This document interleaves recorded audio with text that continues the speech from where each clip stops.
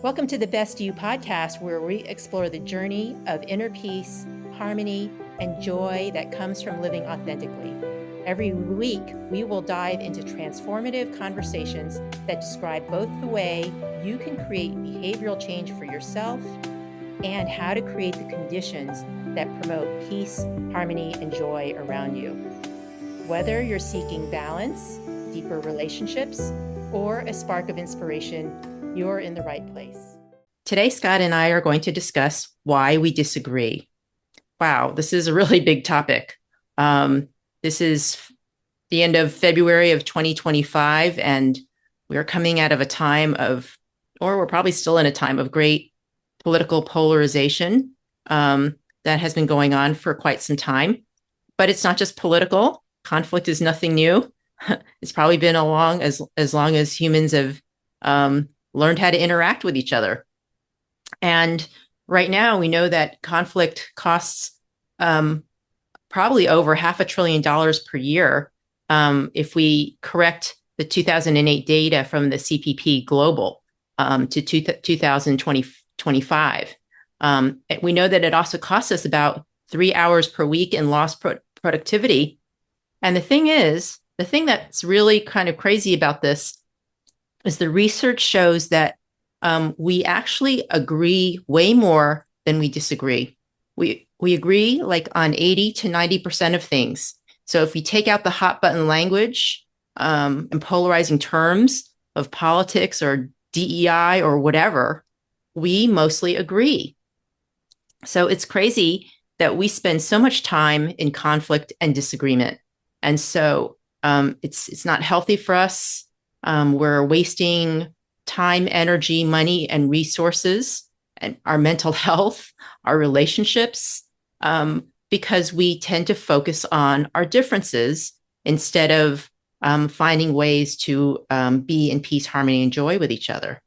So what's your take on this, Scott? Why do you feel like we disagree so much, way out of proportion to how much we actually agree?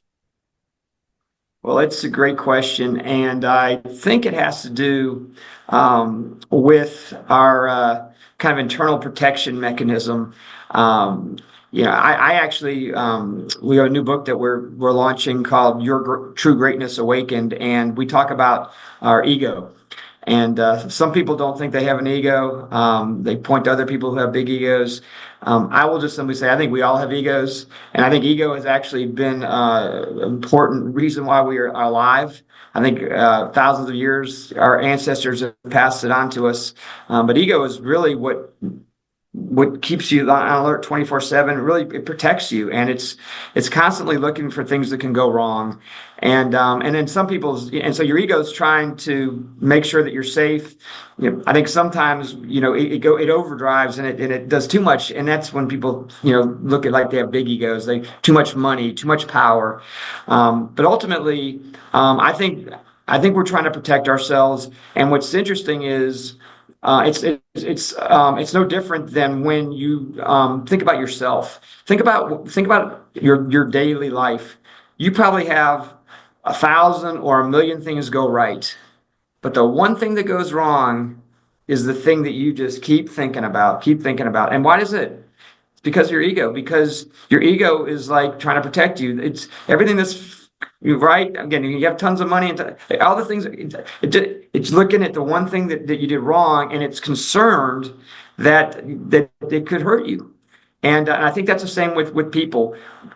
Again, you can have 1,000 things that you agree on, but the one thing you disagree on is the thing that you keep thinking about, and it's the thing that can pull you apart. And I think it is simply our human nature trying to protect us. Yeah, that's a great point. And as a species, we have evolved and been able to survive and evolve because we looked for threats. But in this modern age, most of us, not all of us, unfortunately, are not under constant threat. But yet our nervous systems and our attention are wired to looking for those problems. And so what we're not saying is that, oh, just ignore your problems and pretend everything is okay. What we're saying is to notice when you're in threat reaction mode when there's no real threat or very little threat that's actually happening. So like the things that used to freak me out is just, well, it still can, is like feeling not heard, feeling not seen, feeling not respected. And so, that's not great, but it's also not probably life threatening. But the thing is about having our bodies in response to threat all the time is actually really terrible for our health. And I recently learned that there is this whole field of study that's called threat physiology. And so it's actually just as if we're having some sort of toxin or toxic materials in our body, or cancer, our bodies are reacting at as if it's under assault. And so it causes all these physiologic and cardiovascular responses, and it's killing us. And so, and that's just on the physiologic, the physical level. And of course, if we're in relationships and we're constantly looking for what's wrong with the person that I'm with, what are they doing wrong? How are they not being good to me? How are they causing me to feel unsafe? That is not the recipe for a smooth relationship when we're always treating the other person like they're a bad person, or if we're always treating ourselves as a bad person. That's just as bad. Yeah, I think that's exactly right. And I like to approach things from the peace, harmony, and joy approach. And I believe that if you're having a disagreement with somebody and it's bothering you, it's probably not the other person. It's probably you. And again, we're all humans, and we all have that opportunity to learn and grow. Just encourage you to look into yourself. If what that person's doing or saying is hurting you so bad, like, can you find a way to calm down and just, again, whatever anxiety, whatever your mind's spinning, just find a way to calm down. Your faith, nature walks, Pilates, whatever it is, just breath work, just find a way to just calm down, and then encourage you to trust yourself that what they're doing or what they're saying may be bad, maybe you may not agree with it, but just trust that you're going to be okay. Like, just trust that you are in a good place, that you've got what you need, that you've got special gifts, special talents, that you can have a great life, and be in the moment with yourself. Just get yourself in a peaceful, harmonious, joyful place, because it's amazing when you're feeling good about yourself, how then you can impact the experience that others have of you and you have of others. And then you can literally go to the person who you disagree with. Instead of arguing with them, make up your mind, I'm not going to argue. I'm going to have a peaceful conversation. I don't have to agree, but I'm going to have a peaceful conversation. I'm not going to raise my voice. I'm not going to get upset. I'm not going to yell. Then the next thing is, tell yourself, because I think this is really the reality of things. They may have a different perspective. They may not agree with me, but they have an important perspective. They're a human being. And the truth of the matter is, if you look at all the great innovations on this planet, if you look at all the things that have that go on, it's because of different perspectives. If everybody thought the same way, we'd be doing the same things we've been doing for thousands of years. The reason that we are so advanced is because we keep having different perspectives, different ideas. And so if you can convince yourself that you don't have to agree, but that it's important that people have different perspectives, and you can listen to them from a place of love and a place of caring and understanding, and just be in it with them. Don't be worried about what they did in the past or what they're going to do in the future. Just be in it with them. I think you will be amazed at how you can have these really peaceful, harmonious, joyful experiences. And we don't want everybody thinking the same way. If we all thought the same way, we'd be just a bunch of robots. Yeah, that's a great point. And I guess that there's only one place where I would phrase it a little differently. Like, I wouldn't, like, from my point of view, it's not, well, it's due to me. I always view it as, well, I have at least 50% of this, and that's the only part I have any control over. So from that point of view, then I absolutely agree with the rest of what Scott said, is that, I can choose to come at it from a peaceful, curious, open perspective, and take ownership for, any of the things that might be fueling the opposite, and not expecting them to necessarily make any changes, even though I might hope that. I don't have any control over that. And that the only thing I can do is be at peace within myself, because that's most likely to give them the best opportunity to be at peace. I have to admit that, like, as difficult as some of these political challenges have been over the last several years, it seems like we flip-flop between half the country being really happy at a certain situation, and then flipping to another situation where the other half is unhappy in another situation. And I kind of had this aha moment, like, oh my gosh, because I was going through this, like, just this despair about a situation, and I thought, oh my gosh, this is how the other half must have felt before. And that was like a big wake-up call to me. And I have to admit, I was in kind of this I had been in this judgy mode of, well, they're just being fearful and closed-minded and stereotyping and being biased. And I'm like, no, I've been doing that. And that's why I have been in this, I'm willing to play this game of polarity where it's us versus them, when, underneath it, if you take all the language and the hot buns away, like, we all want the same things. We may choose to go about it differently, and there might be some aspects that are more important to some people in a given situation than others, and vice versa.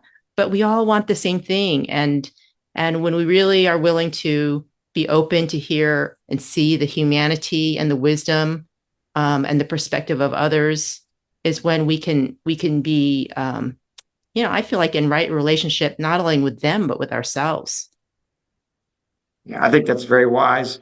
And I want to get back to the statement you made earlier. You agree with everything I said except for one, which is when we're in a disagreement, that it's that we have control, or it's in us. And just to clarify what I meant, and then to build on what you just said, I want to just define the word disagreement. Disagreement to me is when two people are like almost orally fighting. And what I would encourage people to think about is really what it is two different opinions, two different perspectives. But it doesn't have to be a fight, an oral fight.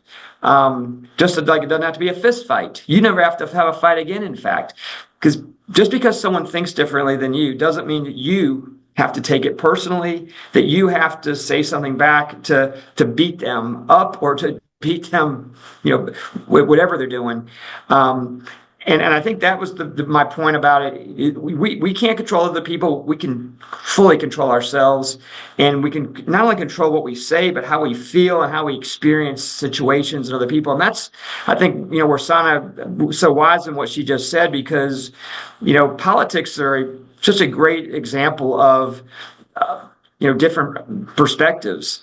Because at the end of the day, and let's just take the United States, for example, I think, by and large, people want the same things, right? They want to have families that they can enjoy each other. They want to have jobs where they can make good living. They want to they just want to have good lives and enjoy each other. And yet, there's different ways to get there. And I think some people get really upset when someone wants to get their different way, or isn't doing enough to do their definition of a good life or a good country. I just encourage everybody to kind of follow what Sanna was saying, which is, like, just try to understand them, try to appreciate that there's different ways to get there. And maybe sometimes your party will be in power, sometimes it won't. At the same time, I do believe ultimately that, people, human beings, want to do good. They just often have different ideas of how to get there. Yes. And so when we can really do, as Scott said, is that go in and cultivate our inner peace first, that we can find the pathways together. We don't have to waste time and effort and energy and money on fighting, or literally fighting. And we can have more constructive disagreements. And we don't have to all agree. We shouldn't all agree. Why should we? We're all so different. Those differences, it's like the parable of the sightless men with the elephant. Like if we all agreed that the elephant just had a tail and we operated on that, well, we might get trampled or pooped on. So we want to have everybody's perspectives. And so, and I just feel like always remembering to focus on not ignoring where we disagree, but put that proportional focus on where we do agree. Because then finding the agreement, finding the path forward doesn't seem like it's going to be as hard when we know we agree on 80 to 90% of it. We can figure that part out, or we can agree to disagree. We could agree to dance to our own, tune. That's wonderful too. Keep it in perspective. I mean, seriously, you are not going to agree with every single solitary thing that everybody on this planet does. That's just the reality. That's just being human. There are way too many different things people think. Again, I just think that you have the ability. The question is how are you going to let it affect you, and you have the ability to feel good. No matter what anybody says or does, if you choose to. And I think that's the point that we're trying to make. And disagreement, to me, again, means like an oral kind of emotional fight. You don't ever have to do that. You can just simply just say, hey, I don't agree with what they're saying, but that's, what they believe. I don't agree with what they're doing, but that's what they're going to do. And I'm going to do the best I can, and just recognize and appreciate that, and hopefully you believe that everybody is trying to do good with what they know, with what they got to work with, and you'll be amazed. Honestly, this is the peace, harmony, joy thing. If you're calm and you truly like listen to people and work with people and truly try to have a win-win situation, and even work from a place of love. You'll be amazed how many times what seems like you're on different sides and you don't agree, that actually you find a place that you actually come and meet in the middle and work together. And in times when you don't, you'll be amazed when sometimes what they were suggesting actually worked out just fine. But ultimately, I think what you'll see is even when people do things that you don't agree with and you don't like and they don't work out, okay, you'll find out that wasn't the end of the world either, and that you still had ability to feel good the whole joyful journey. Yeah. Do your best to give them the benefit of the doubt. That goes a long way. Maybe they'll give you the benefit of the doubt in return, maybe not. And draw boundaries if you need to. I think those are also true in the midst of all this, and take care of yourself in the process. So this has been a great discussion, Scott, and I always learn something from you every time we chat. And hopefully, you listeners got some inspiration and ideas. And as always, we invite you to come to the Peace, Harmony, Joy Alliance or the healingedu.org websites to deepen your learning and to become the best you. Thanks for joining us. Thank you, everybody. Good luck on your journey. Thank you for tuning in to the Best You podcast. We hope today's conversation sparked some new ways for you to cultivate your inner peace, connect meaningfully with others, and embrace the joy of living in harmony. Remember, being the best version of yourself isn't a destination. It's a daily practice of growth, reflection, and kindness to yourself and those around you. If you enjoyed today's episode, we'd love it for you to subscribe, share it with somebody who'd benefit, and leave a review to help us spread the message of peace and joy. Stay connected, stay inspired, and we'll see you next time on The Best You.